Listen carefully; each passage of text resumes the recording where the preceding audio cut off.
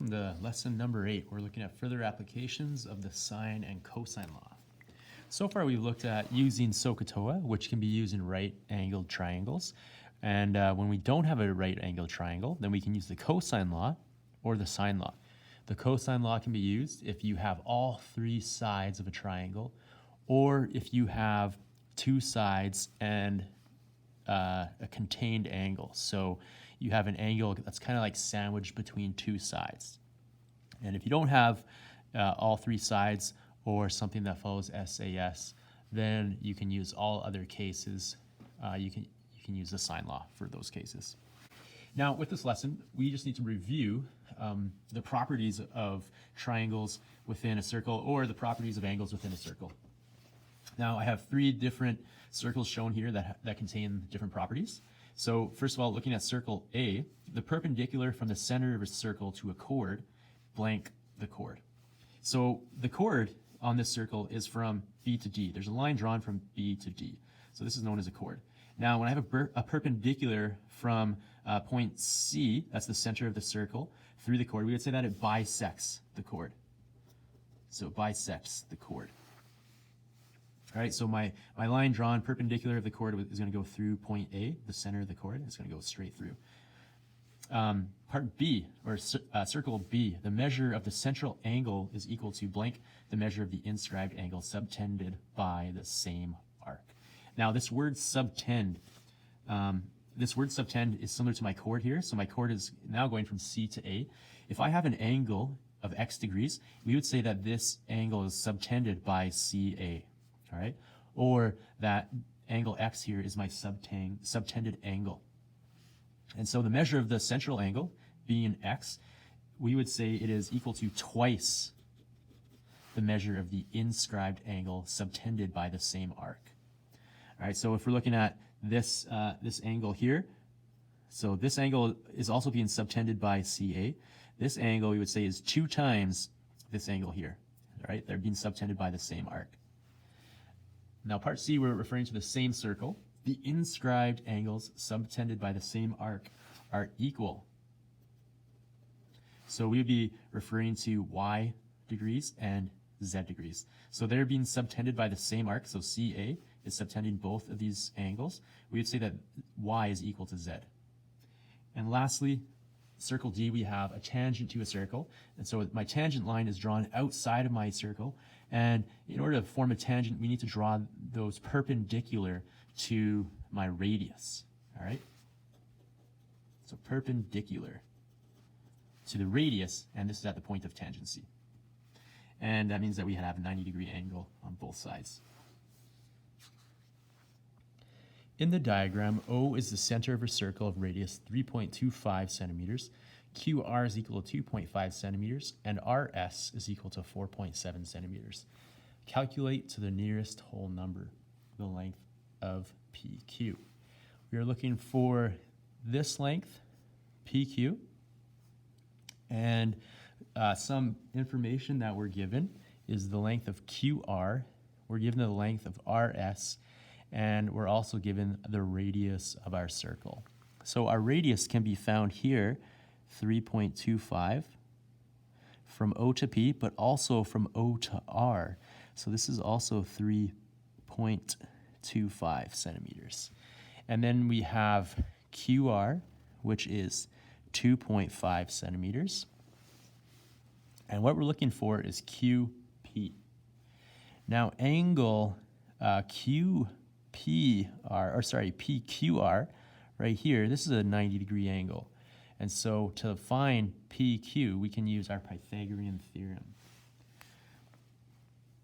So we're going to be using PQ squared is equal to PR squared plus QR squared, or minus QR squared.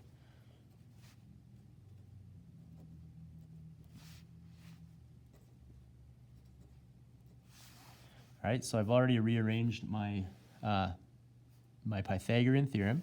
So to find PQ squared, PR 3.25 and 3.25, we would have 6.5 squared minus 2.5 squared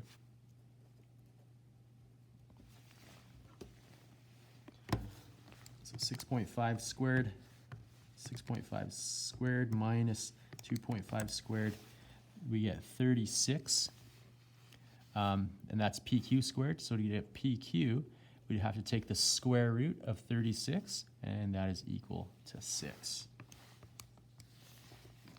So I square rooted both sides of my equation to get PQ, and so the length of PQ is 6 centimeters. The measure of QPR, now we're looking for QPR. We're looking for this angle right here. We can use, again, SOHCAHTOA because this is a 90-degree angle. And if we have a 90-degree angle, if I redraw that triangle right here, so this is 6, this is 2.5, and this is 6.5. We can use sine, or we can use any of our trig ratios, but let's use sine theta. So if I'm looking for this angle, then the opposite would be 2.5, and my hypotenuse is 6.5.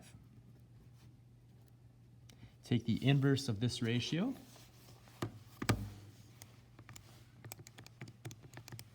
and we get to the nearest degree 23 degrees.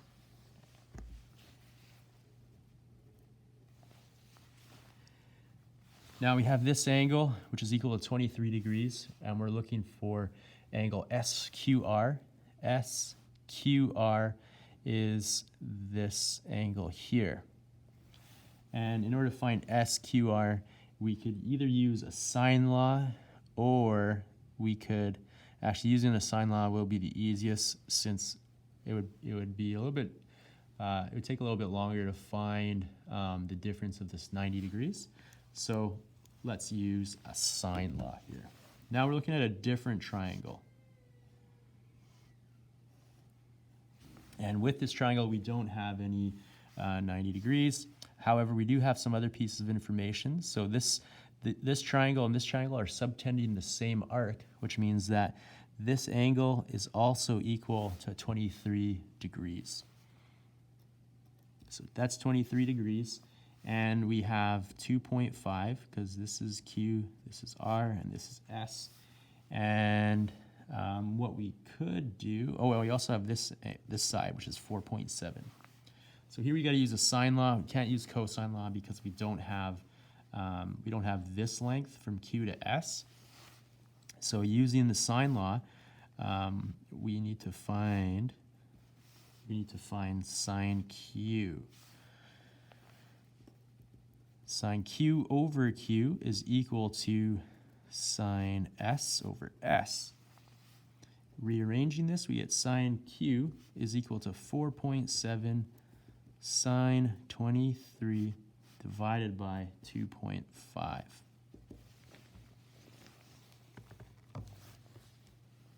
So 4.7 sine 23 divided by 2.5, we get 0.73, 0.73. And if we take the inverse of that,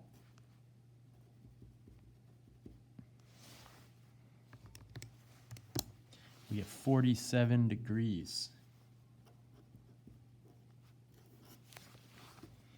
So that inside angle is 47 degrees. In class example number 2, we're using the compass bearings that were covered on the previous page. A liner leaves a port P and sails 15 kilometers on a course of 37 degrees to position Q, where it changes course to 270 degrees and sails 12 kilometers to a position R. And we want to complete the sketch to illustrate the information and calculate the distance and course the liner must sail to return from R to P. So if we're starting at point P, then if I use P as a point of reference for my compass bearing, so that would be going north. Now, relative to north, we're going 37 degrees to point Q. Once we get to point Q, again, relative to my compass direction of north, we go 270 degrees, and our compass readings are always read clockwise, and so kind of opposite of what we were looking at last trig unit with the unit circle and everything, where we were going counterclockwise. So we would be going 270 degrees to this point in this direction. And from Q, we've gone 270 degrees, and now we are headed west to point R. And again, using my north as my point of reference, from point R, we want to find out the angle that we're going relative to north to get us back on track towards point P. So we need to find this length, and we also need to find this angle here, which is not given to us. Now, let's label what we do know. We know that this is 15 kilometers, and we know that this is 12 kilometers. And we could find other pieces of information. So for example, we know that this is 90 degrees, this is 90 degrees, and we know that this is 90 degrees here as well. And so we could find out what this angle is, and we could find out what this angle is to find out this full angle of R. So let's begin first of all with finding this angle Q here. So to find angle Q, I could take 37, add it to 90, subtract from 180. So 180 minus 90 minus 37, we get 53 degrees. So we know that this is 53 degrees. If this is 53 degrees, then we could use this angle to now find out what side Q is, because we have a side, an angle, and a side, which means we can use our cosine law. So cosine law then is going to be equal to, looking for Q squared. Q squared is equal to 12 squared plus 15 squared minus 2 times 12 times 15 times cosine 53 degrees.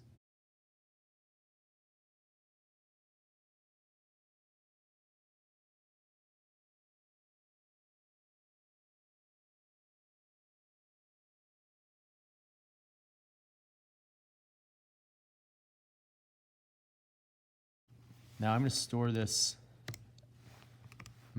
answer as A in my calculator and come back to it later. So now we have this side Q.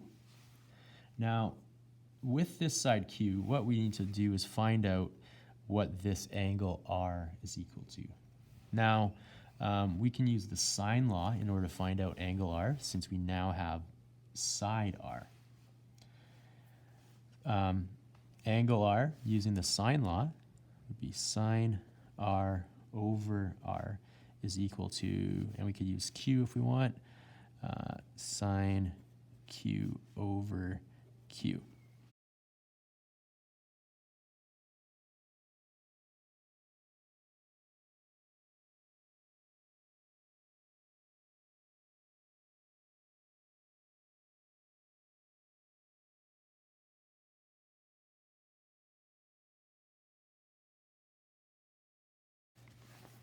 Now keep in mind that that's not the full angle R, that's just that inside, that's the acute angle. To get the obtuse angle R, then we need to add 90 degrees to 76. So for the obtuse angle, we had 76 degrees plus 90 degrees, and we get 166 degrees. So the liner must sail 12.3 kilometers, 166 degrees.